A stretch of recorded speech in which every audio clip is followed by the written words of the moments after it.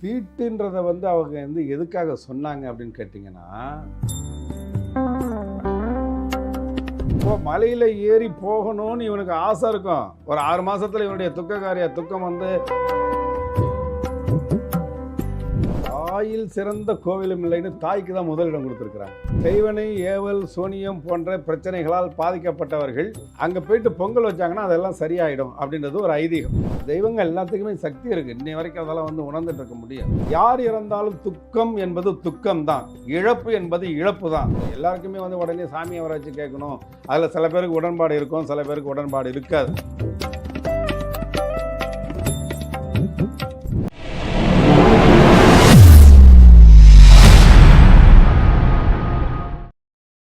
யாரோ டிவைன் நேயர்களுக்கு வணக்கம். குலதெய்வ வழிபாடு சார்ந்து நம்முடைய கேள்விகள் அனைத்துக்கும் பதிலளிப்பதற்காக ஜோதிடர் சித்தர்தாசன் அவர்கள் நம்மளுடன் இணைந்திருக்கிறார். வணக்கம் ஐயா. வணக்கம் வணக்கம். நல்லா இருக்கீங்களா? நல்லா இருக்கேன். நீங்கள் எப்படி இருக்கீங்க? நல்லா இருக்கு நல்லா இருக்கு. இப்போ அந்த ஈமக்காரியம் தாய் தந்தைக்கோ வந்து யாரோ ஒரு ஆள் இறந்துட்டாங்க அப்படின்னா அவங்களுக்கு ஈமக்காரியம் பண்ணுறாங்கல்ல, அந்த நபர் வந்து ஒரு வடம் திரும்புகிற வரைக்கும், ஒரு வருஷம் வர்ற வரைக்கும் மலை ஏறி போய் சாமி கும்பிடக்கூடாதுன்னு சொல்கிறாங்க. அது உண்மையா? அதாவது மலை ஏறி போகக்கூடாது அப்படின்னு எதுக்காக சொல்கிறாங்கன்னா, அன்றைய காலகட்டத்தில் எல்லாமே அன்பு பாசம் பிரியத்துக்கு கட்டுப்பட்டு வாழ்ந்தவர்கள் தான் ஜாஸ்தி. இப்போ இன்றைய காலகட்டத்தில் இல்லையானா, இன்றைய காலகட்டத்தில் முழுமையாக இல்லை. இந்த மலையில் ஏறி குதிச்சிருவாங்க அது வருத்தம். இல்லை இவன் மலையில் ஏறி போகணும்னு இவனுக்கு ஆசை இருக்கும். ஒரு 6 மாசத்துல இவனுடைய துக்கக்காரிய துக்கம் வந்து அந்த துக்கம் தொண்டை அடைக்குதுமாங்களா, அந்த நிலையை வந்து இவன் மாறிட்டான். இப்போ நண்பர்களோடையோ இல்லை வேறு ஏதோ ஒரு இதெல்லாம் மலை ஏறி போகிறான். ஆனால் பாதி தூரம் போயிட்டு இருக்கும்போது, ஐயோ என் பக்கத்தில் என் பாட்டி இருந்தாங்கன்னா நல்லா இருக்குமே, அல்லது எங்கள் அம்மாவே இறந்துறாங்க, எங்கள் அம்மா இருந்தாங்கன்னா நல்லா இருக்குமே, இப்போ அவர்கள் இல்லாமல் நம்ம இந்த இடத்துல போகிறோமேங்கும் போது அந்த அம்மாவும் இவர்களும் வாழ்ந்த அந்த நினைவுகளில் மலைங்க வழுக்கக்கூடிய இடம் தானே, அதில் பிடிமானம் இருக்காதுல்ல. அப்போ தவறி இவறி விழுந்துருவாங்க, அல்லது சோகம் தாங்காமல் அவர்கள் தன்னுடைய உயிரை மாய்த்து கொள்வார்கள். மலை ஏறாதீங்க. அது மட்டுமல்ல, சாயந்தரம் வந்து 6 மணிக்கு பிறகு வெளியில் இருக்காத வீடு திரும்புன்னு சொல்லுவாங்க. அதற்கும் அதான் காரணம், இருட்டு பகுதியில் சுத்தாத அப்படின்னு. இன்றைக்கி அப்படி கிடையாது. 24 மணி நேரமும் வந்து எல்லா இடமுமே வந்து நல்ல வெளிச்சமாகத்தான் இருக்குது. இருந்தாலும் மற்ற நண்பர்கள் சகவாசம் வந்துடக்கூடாதுன்றதுனால சீக்கிரம் வாங்க அப்படின்னு சொல்லுவாங்க. தந்தை இறந்தால் 1 வருடத்துக்கு தீட்டு, தாயார் இறந்துட்டாங்கன்னா 6 மாதத்துக்கு தீட்டு அப்படின்னு சொல்கிறாங்களே, இதை பற்றி சொல்லுங்கள். யூடியூப்பில் பரபரப்பாக போயிட்டு இருந்துச்சு. அது நீங்கள் சொல்கிற இது வந்து அந்த கண்டென்ட் வந்து 2 வருடத்துக்கு முன்னாடி ரொம்ப பரபரப்பாக போணுச்சு. தாயார் இறந்தால் 6 மாதம் மட்டும்தான் தேட்டுன்னு. ஆனால் எனக்கு தெரிஞ்சு முன்னோர்கள் என்ன சொல்லியிருக்கிறாங்க, தாயில் சிறந்த கோவிலும் இல்லைன்னு தாய்க்கு தான் முதலிடம் கொடுத்துருக்குறாங்க. அப்போ தாயார் என்பது நாம் இந்த பூமியில் வருவதற்கு காரணமாக இருந்த ஒரு பிரம்மனுக்கு இணையான ஒருவர். அதற்கு காரணகர்த்தாவாக இருந்தவர் அந்த தெய்வத்துக்கு இணையாக இருந்தவர் தந்தை. அந்த 2 பேருமே தானே நமக்கு வந்து 2 கண்கள். தீட்டுன்னு சொல்கிறது, இப்போ ஒரு தாயாரோ தந்தையோ இறந்துட்டாங்க அப்படின்னா 1 வருஷத்துக்கு தீட்டுன்னு சொல்கிறாங்க. 1 வருஷம் தீட்டு, 6 மாதம் தீட்டுன்றாங்க. எதுக்கு அந்த தீட்டு?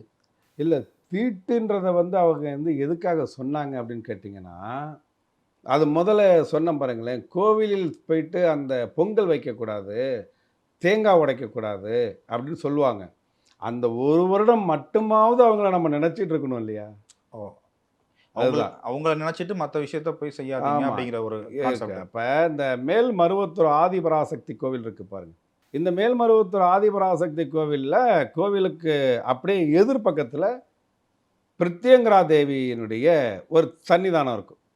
அது வனபத்திரகாளியும்பாங்க அல்லது பிரித்யங்கரா தேவியும்பாங்க. செய்வனை, ஏவல், சூனியம் போன்ற பிரச்சனைகளால் பாதிக்கப்பட்டவர்கள் அங்கே போயிட்டு பொங்கல் வச்சாங்கன்னா அதெல்லாம் சரியாயிடும் அப்படின்றது ஒரு ஐதீகம். அப்போ எனக்கு தெரிந்து நான் நேரடியாக பார்த்த ஒரு சம்பவத்தை சொல்கிறேன். வாழ்க்கையின் துக்கமும் நெருக்கடியும் மிக அளவு கடந்து இருக்கின்ற பொழுது வழக்கமாக அந்த பிரித்யங்கரா தேவிக்கு வனபத்திரகாளிக்கு பொங்கல் வைக்கக்கூடிய பழக்க வழக்கம் ஒரு 3 மாதத்திற்கு ஒரு முறையோ 6 மாதத்திற்கு ஒரு முறையோ வைக்கக்கூடிய வழக்கத்தை கொண்டிருந்த ஒரு குடும்பம் இன்னொரு குடும்பத்தாரோட சேர்ந்து போயிட்டு அங்கே வந்து பொங்கல் வச்சிட்டு இருக்கிறாங்க. அப்போது யார் இந்த இடத்துல பொங்கல் வைக்கிறாங்களோ அவருடைய தாயார் இறந்து கிட்டத்தட்ட ஒரு 8-9 மாதங்கள் ஆகிறது. இன்னும் திதி கொடுக்கல, 1 வருஷம் ஆகலை. இப்போ அந்த பக்கத்தில் இன்னொரு ஃபேமிலி போயிட்டு அங்கே பொங்கல் வைக்கிறாங்க பாருங்கள். அங்கே அவங்க வைக்கிற பொங்கல் ஒரு குறிப்பிட்ட நேரத்தில் பொங்கி பொங்கலாயிடுது. தன்னுடைய தாயாரை பறிகொடுத்து விட்டு ஒரு 8 மாதம் தான் ஆகுது, 9 மாதம் தான் ஆகுது. இவன் போய் பொங்கல் வைக்கிறான் பாருங்க.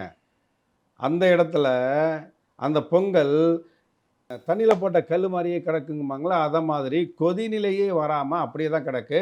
அதே தீ, அதே ஜுவாலை. தெய்வங்கள் எல்லாத்துக்குமே சக்தி இருக்கு. இன்னை வரைக்கும் அதெல்லாம் வந்து உணர்ந்துட்டு இருக்க முடியும். அப்ப என்ன கூப்பிட்டு அந்த இடத்துல சொல்றாங்க, "இத பாருங்க, நாங்க பக்கத்துல எல்லாருமே ஒரே நேரத்துல பொங்கல் வச்சோம். எல்லாருக்குமே பொங்கல் பொங்கிருச்சு. அவங்களுக்கெல்லாம் பொங்கி முடிந்ததற்கு பிறகு கூட இன்னும் கிட்டத்தட்ட ஒரு 15 நிமிடமா நான் போராடிட்டு இருக்கேன். அது கொதிநிலையே வராம இருக்குங்கும்போது தான், அப்படியே மனசுல மின்னல் வெட்டுன மாரி, இவருடைய தாயார் இறந்து போனதுனால, 1 வருடத்திற்கு முன்னாடி பொங்கல் வைக்கக்கூடாது. அப்ப தீட்டு இன்னும் இருக்கு அப்படின்றத இந்த அம்மா உணர்த்துறதுனால பொங்கல் பொங்கல அப்படின்னு சொல்லிட்டு, அப்படியே பக்கத்துல அந்த வனபத்திரகாளி அம்மன்ட்ட வந்து நமஸ்காரம் பண்ணி, நாங்கள் வந்து உங்கள சோதிக்கிறதுக்காக இங்க வரல. எங்களுடைய சோதனை தீரணுன்றதுக்காக தான் வந்தோம்.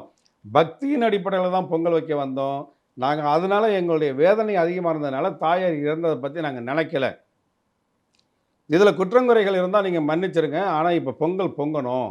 இல்லன்னா எங்களுக்கு இன்னும் வேதனை அதிகமாகும் அப்படின்னு சொல்லி பிரார்த்தனை பண்ணதுக்கு பிறகு, அங்க உடனே பொங்கல் பொங்குது. அதுக்கப்புறம் அத கொண்டு வந்து வச்சு வழிபட்டுட்டு பிரார்த்தனை பண்ணிட்டு வராங்க. "இத நீ பார்த்தியா?" அப்படின்றத உடனே கேட்கலாம். சம்பவம் நடந்தது என் சம்மந்தப்பட்டது. என்னுடைய தாயார் இறந்து 9 மாதத்தின் போது தான் நாங்க போய் பொங்கல் வைக்கிறோம். அந்த பொங்கல் வச்சது நீங்க. வச்சதே நான் தான். அப்ப பொங்கல் பொங்கல. அந்த காலகட்டம் தான் இப்ப நீங்க கேட்ட மாரி தாயார் இறந்தால் 6 மாதம் மட்டும் தான் தீட்டு. அதுக்கு பிறகு நீங்கள் கோவிலுக்கெல்லாம் போகலாம், பொங்கல் வைக்கலாம். அப்ப அத வந்து நான் வந்து அப்பவே இது போன்ற ஒரு கேள்வி யாராவது கேட்டா பதில் சொல்லணும் அப்படின்னு நெனச்சிருந்தேன். இன்னைக்கு நீங்க கேட்டிருக்கீங்க. இது இந்த நிகழ்ச்சியை பார்த்துட்டு இருக்கக்கூடிய மற்றவர்களுக்கு கண்டிப்பாக உதவும் அப்படின்றத நான் நம்புறேன். நிச்சயமா. கண்டிப்பா தாயாரும், தந்தையாரும் 2 கண்கள். யார் இறந்தாலும் துக்கம் என்பது துக்கம் தான். இழப்பு என்பது இழப்பு தான். இந்த 2மே ஈடு செய்ய முடியாத இழப்புகள் தான். அப்படி இருக்கும்போது அந்த 1 வருடத்திற்கு குலதெய்வ கோயிலுக்கு போகலாம். பொங்கல் வைக்காதீங்க. தேங்காய் உடைக்காதீங்க. அந்த 1 வருடத்துக்கு பிறகு கண்டிப்பாக நீங்கள் அவசியம் குலதெய்வ கோயிலுக்கு போங்க அப்படின்றது என்னுடைய முதல் கருத்து. வருடம் அவங்களுக்கு வந்து நினைவு நாள்ல சாமி கும்பிட்டு அவங்களுக்கு திதி குடுத்துட்டது. அதுக்கப்புறம் நீங்க போய் எங்க வேணாலும் பொங்கல் பொங்கல் வைக்கலாம், வைக்கலாம் ஆடு அப்படிங்கிறது தான் வெட்டலாம். உங்களுடைய விஷயம். வழக்கம் எதுவோ அதை நீங்கள் செய்யலாம். நிச்சயமா. இன்னொரு சந்தேகம் எனக்கு ஒண்ணு இருக்கு. ஏன்னா ஒரு வீட்ல வந்து ஒரு சுப நிகழ்ச்சி நடக்குதுன்னு வச்சுக்கோங்களேன். அந்த இடத்துல வந்து குலதெய்வத்த வேண்டி, குலதெய்வத்த வரவழைச்சு, அருள்வாக்கு கேட்டு தான் அந்த சுப நிகழ்ச்சிய துவங்கணும்னு சொல்றாங்க. அது சாத்தியமா? அது உண்மையா? இப்ப அருள்வாக்கு கேட்கிற பழக்கங்கள் நெறைய பகுதியில இருக்கு. இந்த ஆரணி, சேத்துப்பட்டு, ம். மதுரை, திருநெல்வேலி, தஞ்சாவூர், சென்னையில பெரும்பான்மையான பகுதிகள். அங்கலாம் இருக்கு. ஆனா என்ன அளவுல எப்படின்னு கேட்டீங்கன்னா, இந்த ஒரு வீட்லயும் வந்து கன்னி தெய்வம்னு சொல்லிட்டு, அல்லது வீட்டு தெய்வம்னு சொல்லிட்டு வழிபடுறாங்க இல்லையா? அந்த இடத்துல வந்து இந்த பத்திரிக்கைலாம் எடுத்து பிரிண்ட் பண்ணி வச்சுட்டு, நம்ம வந்து நல்ல வாக்கு சொல்லு தாயேன்னு சொல்லிட்டு அவங்க பிரார்த்தனை பண்ணும்போது, அவங்க மேல வந்து அருள் வந்து தகவல் சொல்றாங்க. அனுக்கிரகம் பண்றாங்க, ஆசீர்வாதம் பண்றாங்க. ஒரு சில இடங்கள்ல வந்து குலதெய்வமே அவங்க மேல இறங்கி, அந்த அருள் வாக்கு சொல்ற நிகழ்ச்சிகளும் இன்னும் பல இடங்கள்ல இருக்கு. இது எல்லா இடங்களுக்கும் சாத்தியமா? அப்படிங்கும் பொழுது, நான் எப்படி சொல்லுவேன் அப்படின்னா, அதே மாதிரி குலதெய்வத்துக்கு தேவையான என்ன விதமான படையல்கள் தேவையோ, அந்த படையல் எல்லாத்தையும் நீங்க ரெடி பண்ணிட்டு, பூ கட்டி போடுங்கன்னு சொல்லுவேன். எல்லாருக்குமே வந்து உடனே சாமிய வர வச்சு கேட்கணும். அதில சில பேருக்கு உடன்பாடு இருக்கும், சில பேருக்கு உடன்பாடு இருக்காது. அப்ப வந்து நம்ம வந்து என்ன பண்ணலாம்? பொதுவான ஒரு கருத்து, பூ கட்டி போடுங்க. ஒரு பேப்பர்ல வந்து பூ எடுத்து மடிச்சுட்டு, இன்னொரு பேப்பர்ல வந்து விபூதி எடுத்து மடிச்சிட்டு, 2யும் எடுத்து சுவாமிட்ட வச்சுட்டு, அதுக்கு பிறகு தான் படையல் போட்டு, அந்த தூபம், தீபம், நெய்வேத்தியம் இதெல்லாம் முடிச்சு கற்பூரம் எரிஞ்சிட்டு இருக்கும்போது, பல்லு விழாத ஒரு குழந்தை, அதாவது 7 வயசுக்கு கீழ இருக்கக்கூடிய ஒரு குழந்தை. அந்த குழந்தைய கூப்பிட்டு, அந்த 2 பேப்பர்ல ஏதாவது ஒரு 2 சீட்ல ஒரு சீட்டு எடு அப்படின்னு சொல்லுவாங்க. அதில வந்து பூ வந்துச்சுன்னு சொன்னா, அம்பாள் நல்ல உத்தரவு குடுத்துட்டாங்க. குலதெய்வம் நல்ல உத்தரவு குடுத்துட்டாங்கம்பாங்க. விபூதி வந்துருச்சு அப்படின்னு சொன்னா, அந்த குலதெய்வத்தினுடைய உத்தரவு கிடைக்கல அப்படின்னு சொல்லி அத தடை பண்ணிப்பாங்க. இது பண்றது. அப்ப வந்து அருளாடி, அருள் வந்து கேட்பது என்பது, யார் வீட்ல அருளாளர்கள் இருக்காங்களோ அவர்கள் செய்யக்கூடியது. அது சில இடத்துல இல்ல அப்படின்றதுனால, சாமி ஆடுறவங்கள போய் இதுக்காக கூட்டிட்டு வந்து நம்ம பண்ண முடியாது இல்லையா? ம். அதனால பூ போட்டு பார்த்துக்கலாம் அப்படின்னு. அப்புறம் இன்னொரு விஷயம் ஒண்ணு. இப்போ வந்து ஒருத்தவங்க இறந்துடுறாங்க. ஒரு வீட்ல இறந்துடுறாங்க. வருஷம் திரும்பாம அந்த வீட்ல வந்து நல்ல காரியம் பண்ணக்கூடாதுன்னு சொல்லுவாங்க. வருஷம் திரும்பினதுக்கு அப்புறம் தான் நல்ல காரியம் பண்ணணும் அப்படின்னு சொல்லி ஒரு சிலர் சொல்றாங்க. இல்லைன்னா வருஷம் திரும்புறதுக்கு முன்னாடியே அந்த நல்ல காரியம் பண்ணணும் அப்படின்னு சொல்கிறாங்க. எது உண்மை? ஒரு வீட்டில் ஒரு முக்கியஸ்தர், ஒரு பெரியவங்க இறந்துட்டாங்க அப்படிங்கும்போது, அது ஊர்க்காரர்களும் பெரியவங்களும் என்ன சொல்லுவாங்கன்னா, இது என்னைக்கு அந்த பேச்சு நடக்கும்னா, அந்த 16வது நாளோ அல்லது 21வது நாளோ அவங்களுக்கு உண்டான காரியம் செய்கிறோம் இல்லையா? அந்த காரியம் முடித்ததற்கு பிறகு அடுத்த நாள் வந்து எண்ணெய் விளக்கு அப்படின்னு சொல்லுவாங்க. எண்ணெய் வச்சு குளிச்சுட்டு அன்னைக்கு வந்து பங்காளிகள், சொந்த பந்தம் எல்லாம் ஒண்ணு கூடி இருக்கும் பொழுது, அந்த ஊர் பெரியவர்கள் அங்க 4 பேர் இருப்பாங்க. அந்த 4 பேர் அப்ப என்ன பண்ணுவாங்க அப்படின்னு கேட்டீங்கன்னா, இப்போ அந்த வீட்ல வயசு பையன் இருக்கான், அல்லது வயசு பொண்ணு இருக்கு. துக்க காரியம் நடந்து, கெட்ட காரியம் நடந்த ஒரு வீட்ல, ஒரு நல்ல காரியம் 1 வருஷத்துக்குள்ள நடக்கணும். அதனால, இதுக்கு வந்து ஒரு வேலைய பாருங்கப்பா, இல்லன்னா அது தோஷமா நிக்கும் அப்படின்னு சொல்லிருவாங்க ஊர்க்காரர்கள். இது எதற்காக சொல்றது அப்படின்னு கேட்டீங்கன்னா, இவன் ஏழையாக இருக்கலாம், பொருளாதாரத்தில வந்து வலிமையாக இருக்கலாம், அல்லது நடுநிலையாளனாக இருக்கலாம், இல்ல ஒண்ணும் இல்லாத ஓட்டாண்டியாக இருக்கலாம். உடையவர்கள் இல்லன்னா ஒரு முழம் கெட்டன்னு சொல்லுவாங்க. எந்த விதமான வசதி வாய்ப்புமே இல்லாமல், பணம் இல்லாமல், பொருள் இல்லாமல், ஒரு நிரந்தரமான வருமானம் இல்லாம, ஒரு குடும்பம் வாழும் பொழுது, அந்த வீட்ல ஒரு ஆம்பளை இருக்கிறான் அப்படின்னு சொன்னா, அந்த ஆம்பளையினுடைய பழக்கவழக்கத்தின் அடிப்படையில 4 சொந்த பந்தங்கள் ஒண்ணு கூடும். இது எதுவுமே இல்லாமல் இருக்கிறவன் சூழ்நிலையின் காரணமா இறந்துட்டான் அப்படின்னா, அந்த குடும்பம் ரோட்லயா நிக்கும்? அப்ப அவங்கள யார் அரவணைக்கிறது? அப்ப என்ன பண்ணுவாங்கன்னா, நெறைய பேரு, இல்ல போனா நம்ம உதவி செய்யணும் போல இருக்குன்னு சொல்லி, இந்த சொந்தக்காரர்கள் அவர்களை புறக்கணித்து விடுவார்கள். இது இப்ப இல்ல, அப்பையிலேருந்தே உண்டு.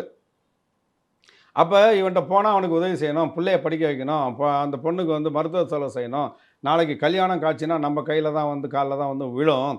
நாம இதிலேருந்து தப்பிக்கணும் அப்படின்னு சொல்லிட்டு, அவங்கள வந்து கிட்டத்தட்ட நிர்கதியாக்கிட்டு இவங்க வந்து ஓடி விடுவார்கள். கிட்ட ஒரு சுயநல கூட்டம்னு வச்சுக்கோங்க.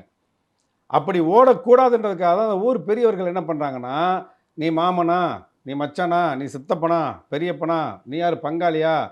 துக்க காரியம் நடந்த வீட்ல ஒரு வருடத்துக்குள்ள ஒரு நல்ல காரியம் நடக்கணும்பா. வீட்ல வயசு பொண்ணு இருக்கு, இல்ல வயசு பையன் இருக்கான். ஆளாளுக்கு வந்து பார்த்து, இதுக்கு ஒரு விளக்கேத்தி வைங்க" அப்படின்னு சொல்லுவாங்க. அப்ப அப்படி பண்ணணும் அப்படின்றதுக்காக, இவன் எப்படி இருந்தாலும் 1 வருடம் முடிந்து அந்த திதி தர்ப்பணம் கொடுக்கறதுக்காக வரணும் இல்லையா? அத ஒண்ணு சேரணும். ஏன் ஒண்ணு சேரணும்? இவன் ஏழை என்பதனால் உதாசீனப்படுத்தி ஓடிவிட்டால் கூட, இந்த திதி தர்ப்பண காரியங்கள்ல போயிட்டு, அந்த எள்ளு பிண்டம் வச்சு வணங்கும் பொழுது, அந்த அவருக்கு உண்டான சாந்தி பரிகாரம் பண்ணும் பொழுது, கூட இருந்தா இவர்களுக்கு வந்து தோஷம் கிடையாது.